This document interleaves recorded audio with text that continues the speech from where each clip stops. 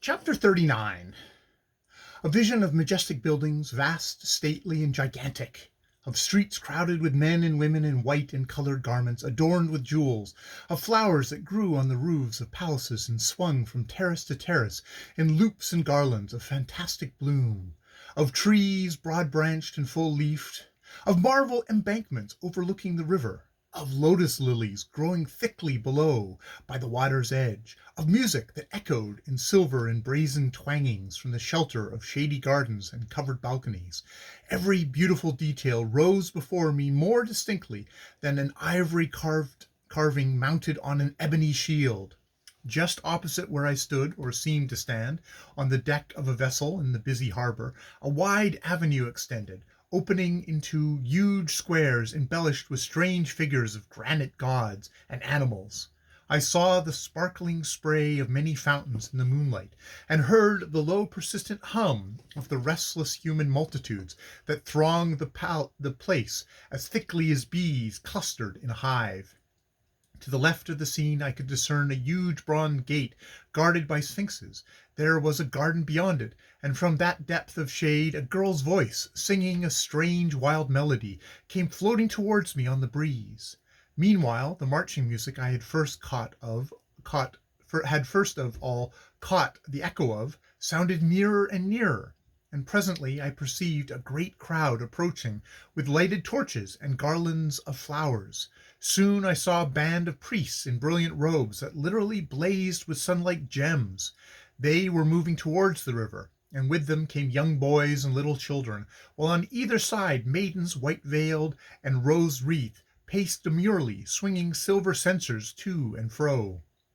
After the priestly procession walked a regal figure between ranks of slaves and attendants.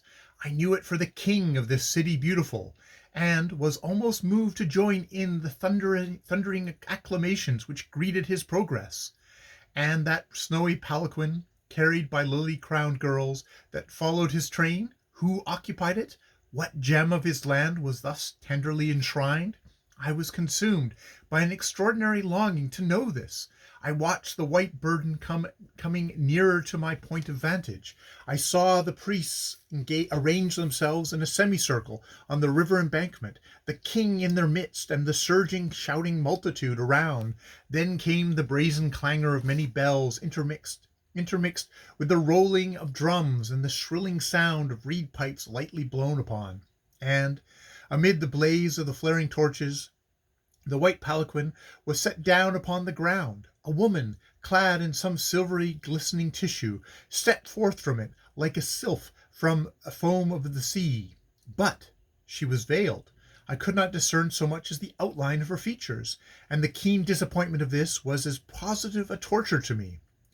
If I could but see her, I thought, I should know something I had never hitherto guessed. Lift, oh lift the shrouded veil, spirit of the city beautiful, I inwardly prayed. For I feel I shall read in your eyes the secret of happiness.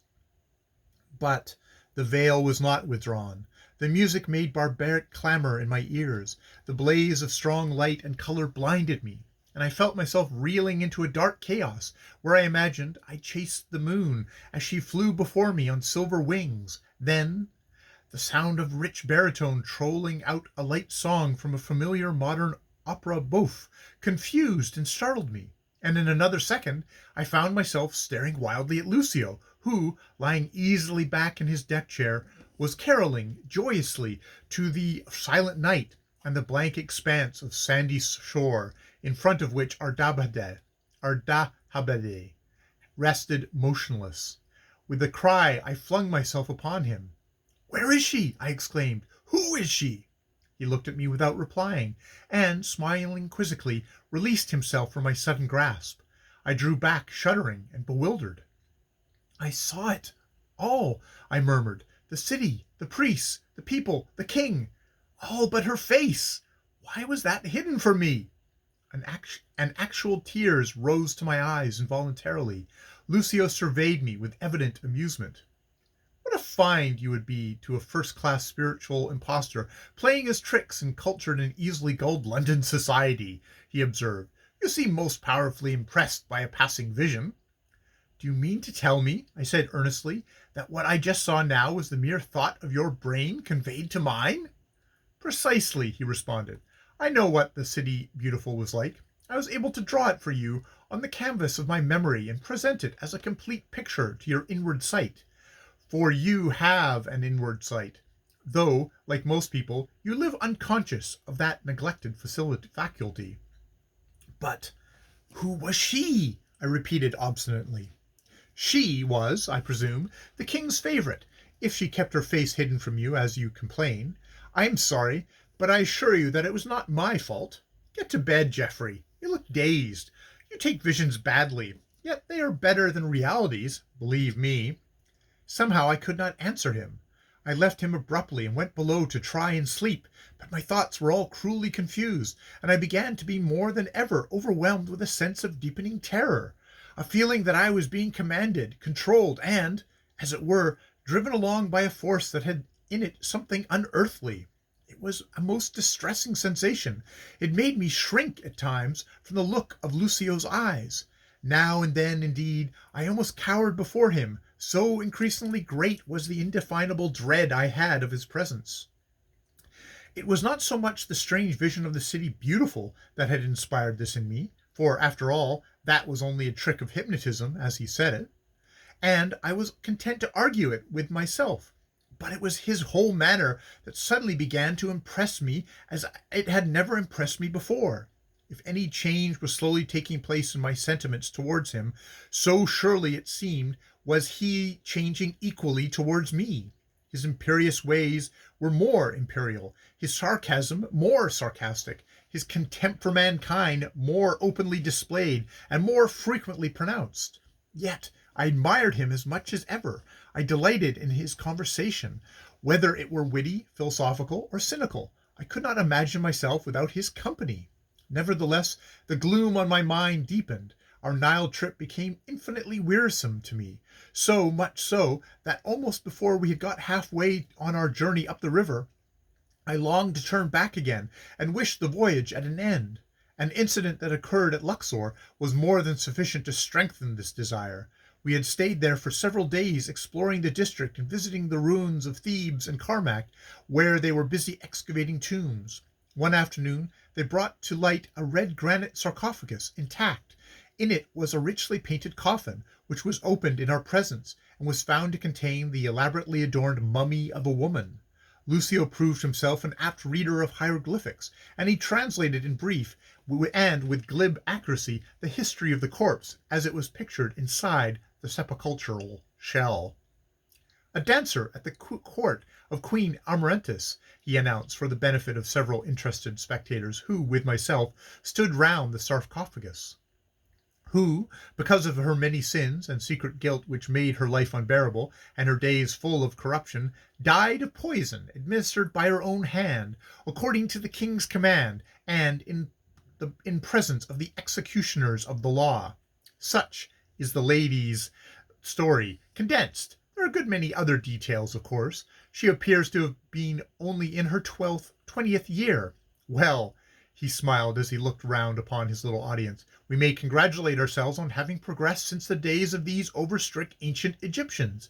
The sins of dancers are not, with us, taken au grand sérieux. Shall we see what she is like?" No objection was raised by the authorities concerned in the discoveries, and I, who had never witnessed the unrolling of a mummy before, watched the process with great interest and curiosity. As one by one of the scented wrappings were removed, the long tresses of nut-brown hair became visible. Then those who were engaged in the task used more extreme and delicate precaution, Lucio himself assisting them to uncover the face. As this was done, a kind of sick horror stole over me. Brown and stiff as parchment though the features were, their contour was recognizable, and when the whole countenance was exposed to view, I could have almost shrieked aloud the name Sybil, for it was her, dreadfully like, and as the faint, half aromatic, half putrid odors of the unrolled cerements crept towards me on the air, I reeled back giddily and covered my eyes. Irresistibly, I was reminded of the subtle French perfume exhaled from Sybil's garments when I found her dead. That, and this sickly effluvia was similar. A man standing near me saw me swerve as though about to fall, and caught me on his arm. "The sun is too strong for you, I fear," he said kindly. "This climate does not suit everybody." I forced a smile, and murmured something about a passing touch of vertigo. Then, recovering myself, I gazed fearfully at Lucio, who was studying the mummy attentively with a curious smile. Presently stooping over the coffin, he took out of it a piece of finely wrought gold in the shape of a medallion. "This, I imagine, must be the fair dancer's portrait," he said, holding it up to the view of all the eager and exclaiming spectators. "Quite a treasure trove, an admirable piece of ancient workmanship, besides being the picture of a very lovely woman. Do you not think so, Geoffrey?" He handed me the medallion, and I examined it with deadly and fascinated interest. The face was exquisitely beautiful, but assuredly it was the face of Sybil. I never remembered how I lived through the rest of that day. At night, as soon as I had the opportunity of speaking to Romanes alone, I asked him, "Did you see? Did you not recognize that the dead Egyptian dancer resembled your late wife?" He quietly continued, "Yes, I noticed it at once. But that should not affect you. History repeats itself. Why should not lovely women repeat themselves? Beauty always has its double somewhere, either in the past or future." I said no more, but next morning I was very ill, so ill that I could not rise from my bed, and passed the hours in restless moaning and irritable pain that was not so much physical as mental.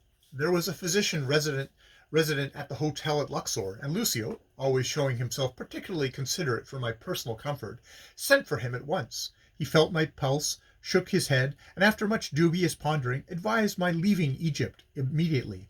I heard his mandate given with a joy I could scarcely conceal. The yearnings I had to get quickly away from this land of old gods was intense and feverish. I loathed the vast and awful desert silence, where the Sphinx frowns contempt on the punny littleness of mankind, where the open tombs and coffins expose once more to the light of day faces that are the very semblance of those we ourselves have known and loved in our time, and where painted history tells us of just such things as our modern newspapers chronicle, albeit in different form. Romanes was ready and willing to carry out the doctor's orders, and arranged our return to Cairo, from thence to Alexandria, with such expedition as left me nothing to desire, and filled me with a gratitude for his apparent sympathy. In as short a time as abundance of cash could make possible, we had rejoined the flame, and were en route, as I thought, for France or England. We had not absolutely settled our destination, having some idea of coasting along the Riviera, but my old confidence in Romanes being now almost restored, I left this to him for decision, sufficiently satisfied in myself that I had not been destined to leave my bones in terror-haunted Egypt. And it was not till I had been about a week or 10 days on board, and had made good progress in the recovery of my health, that the beginning of the end of this never-to-be-forgotten voyage was foreshadowed to me in such terrific fashion as nearly plunged me into the darkness of death, or, rather, let me now say, having learned my bitter lesson thoroughly, into the fell brilliancy of that life beyond the tomb which we refuse to recognize or realize till we are whirled into its glorious or awful vortex.